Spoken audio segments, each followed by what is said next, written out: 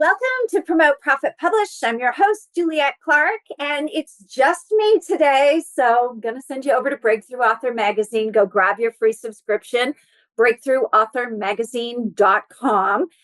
We have a lot going on. We're starting to bring on new subscribers for 2025. So, we don't want the same old articles all the time. So bringing in new people to contribute, because when you're building a platform, you have goals, but there is really no right way or wrong way. You do it in a way that serves you, because of course you have to do this on a regular basis, which means you have to actually like doing it.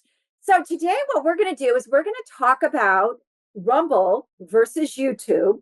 We actually here use both. And we started out using YouTube because Rumble wasn't around when we started our podcast. So we have about 315, I think, as I'm recording this, episodes plus shorts over on YouTube. Now, we have never been able to create monetization over there simply because I don't focus on that as followers. I focus in other areas. Now, one of the things that we're really liking about Rumble is that we can be a creator and we can generate monetization right away. And so that is really a key point for us and why we've gone over there. But there are other reasons we've gone over there as well. So I want to talk a little bit about that today, because just the audience differences and things like that. If you're making a decision on what you want to do, you may choose one over the other if you don't want to upload to both. Rumble has sort of come up as an alternative to YouTube. That's how it was started, is that during COVID and in other instances as well, YouTube is part of Google and has really censored, which has been a problem. They censor, they shadow ban, they do all those bad things that you hear about on social media that we don't want to happen. We don't want to be censored, especially if we live in the United States of America, because we're not supposed to be censored here. So Rumble sprung up as a free speech alternative, and it really is. They do very minimal censoring over there, so it really does have a lot of impact. The other reason that Rumble's been gaining traction is because it has less restrictive content policies, and it does allow creators to post what some might consider controversial videos, or that other platforms find sensitive. So that's really why we're switching over and doing both at this time. Not only that, because we can monetize right away. Just a little bit about the comparisons on here, because this is what I really want you to look at when you're deciding which one you want to use. YouTube was founded around 2005 and Rumble around 2013. So you can see there's a good 8-10 years on the video platform if you're using Rumble. Both of them have global reach. So there's no bother there about, should I do one or should I do another? They both have the same reach. Now, active users, that's where this comes in and it gets a little less, I don't want to say less engagement, because that's not actually true. But YouTube, being around longer and being part of Google, has about 2 billion active users monthly. Now, Rumble has about 80 million. But you actually get more views over on Rumble. That's what we've found. And probably because the algorithms are working more in our favor. The algorithms on YouTube can be very tricky sometimes. The monetization policies. Now, this is the big one for us. Over on Rumble, we can immediately get direct earnings from the people who have viewed. So if we have 1,000 views, we're going to actually get more revenue because they start paying on that basis of the views. If you're over on YouTube, it's ad revenue, and you don't even get to generate ad revenue until you have 1,000 views at least. So there's a difference there in what people are picking up. And I will tell you that a lot of times when I watch videos on YouTube, I don't see a direct connection between what I'm watching and why that ad was dropped in front of me.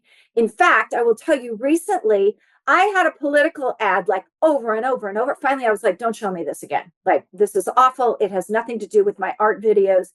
And I think that's the thing I see about the ad revenue the most, is it's not really in alignment with what you're doing. So how could you expect to make a lot of money when people are looking at art videos and they're getting political stuff. So it has to sort of be in alignment if you're going to run ads.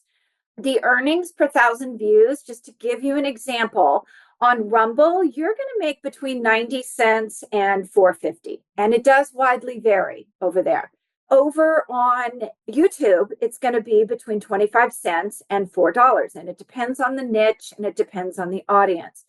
So, you have to really look at your user demographics and see where you need to be. Now, let me talk a little bit about those demographics. YouTube leans towards a more diverse crowd and a younger crowd. And you'll see a lot of the bright videos, a lot of the big script on the videos, the transcription on there. It's very flashy.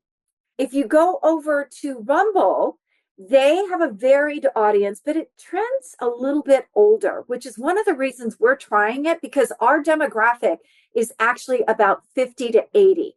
So that not only matters from the perspective of are people watching, but the ease. So when we teach people how to build a platform, there are a lot of different places where we have to show them how to create a channel, how to upload. With Rumble, it's super easy. Like, I can literally upload with verbiage and everything a Rumble video in about a minute. It's super, super fast. So that's another consideration that you should take into. Where is your audience? Do you cater to that younger audience, or is your audience a little older? The other thing is too, when they say diverse for YouTube, YouTube tends to be a little bit more liberal, which is a lot of times why they censor.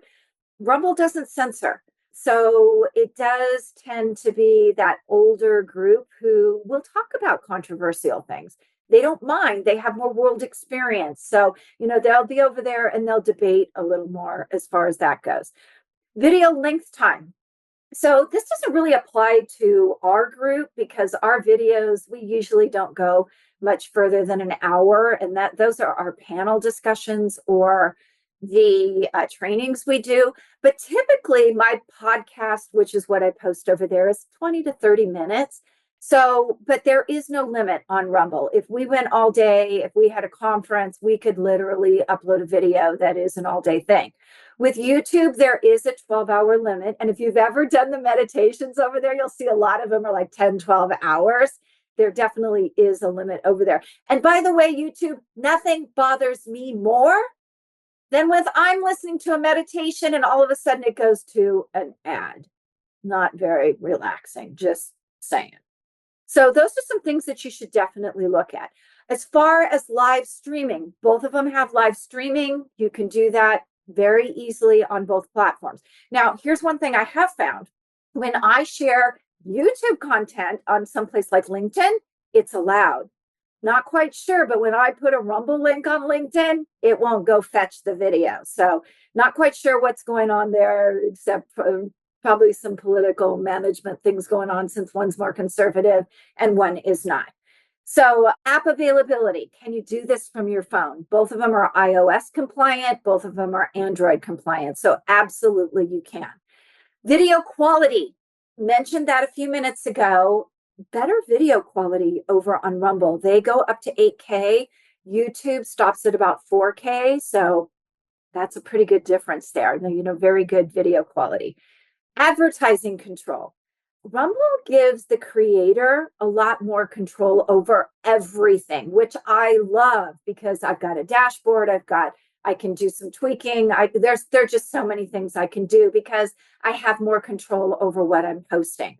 With YouTube, it's pretty, like I said, it's pretty controlled. They'll put whatever video they want in there, and it isn't always, in alignment with what you're looking at. I don't know how many times I've seen the coffee diet video when I'm looking at art videos. And you can tell I do a lot of art videos over there because I'm a painter. So when I'm looking at those, I don't necessarily want a diet. I'm fit and skinny. It doesn't matter to me. So not really in alignment with what I'm looking for in my values. Company features, what I would say about this is Rumble allows you to do comments and likes, but they don't call theirs likes. They call them rumbles. Over on YouTube, you can do comments, likes, dislikes. I will say on both platforms, when you first get on, you're going to get a lot of spam from everyone. That was one thing I did notice from Rumble is I got several comments on my videos like, hey, let me help you with engagement. Yeah, I sort of get those over on the other platform too, but I was surprised at the deluge over on Rumble. The parent company, this is something that I look at tremendously because I personally am one of those people that think Google is a monopoly. Just a little personal here. I was that Karen parent who would go to the school when my kids were in high school, and I'd be like, what do you mean my kid has to use Gmail and has to submit homework here and has to do X, Y, and Z here? I would actually tell them because I was in marketing, they're just using that information to target our children. I don't like that. I hate that the schools use that because that really is them targeting our children and using their data for advertising. I don't think anybody should be able to use your child to target them for anything. Just my bottom line. And the teachers didn't understand because they didn't understand marketing. So that's my downside about YouTube. Rumble is independently owned. And so that doesn't happen. There is no monopoly there. There's no search engine monopoly. There's nothing there that really would prohibit me from using it. Algorithm and content discovery. This is another area that I want to talk about just briefly. YouTube's algorithm is known for recommending videos to you based on your viewing preferences, your history, all of that. I like it, but I don't like it because I like to choose my own stuff. I don't want to go down a rabbit hole with recommended videos. Even with the art videos, when they recommend, I look at who it is. Am I subscribing? Am I following? Does it meet my needs? No. Usually I'll pass on that. Now, with Rumble, their algorithm is still developing, but it has really great content discovery features. So trending videos, recommended channels, and both of the platforms, whichever one you choose, they have a system that they put forward for popular, engaging content. But YouTube's algorithm is just more advanced, and it has a larger base to draw from. So, you just have to choose where you want to be. Like I said, right now we're doing both. Both of them have great user experiences. YouTube has a more established base. I really see Rumble as very up and coming because I just like the way it presents better. And then the most important thing for us is monetization. They both have different approaches, but I really like that I don't have to, get up to a certain subscriber base like I have to on YouTube just to get ads. And then I have to think about the ads because I know the ads that are being put in front of them aren't really in alignment. So I must say, I do prefer Rumble's monetization better because I can drop that link anywhere and I'm going to get to 1,000. And as soon as I get to 1,000, I start making money. So I don't have to do all the bells and whistles with Rumble to get money that I do over on YouTube. I hope that was helpful for you guys. I really am enjoying both platforms and I am leaning towards Rumble just because of my demographic. And the other thing is teaching that demographic how to use it. It's much easier to teach my audience how to use Rumble than it is for YouTube. I mean, let's face it, with YouTube, the best thing you can do is download TubeBuddy. So now you're using this free thing with a thing that costs money to tell you how to engage better. So, it's up to you which way you want to go. But either way, as an author, you should have video. You should have content out there where people can see your face, they can see how you present, because you would not believe how many speaking gigs I've gotten because somebody came across a video. They see I have the capacity to speak, that I'm articulate, that I'm clean, that I know my stuff, that all of those things that they're looking for an event. So whether you choose one or the other or both, definitely get some videos out there. All right, you guys, see you next week.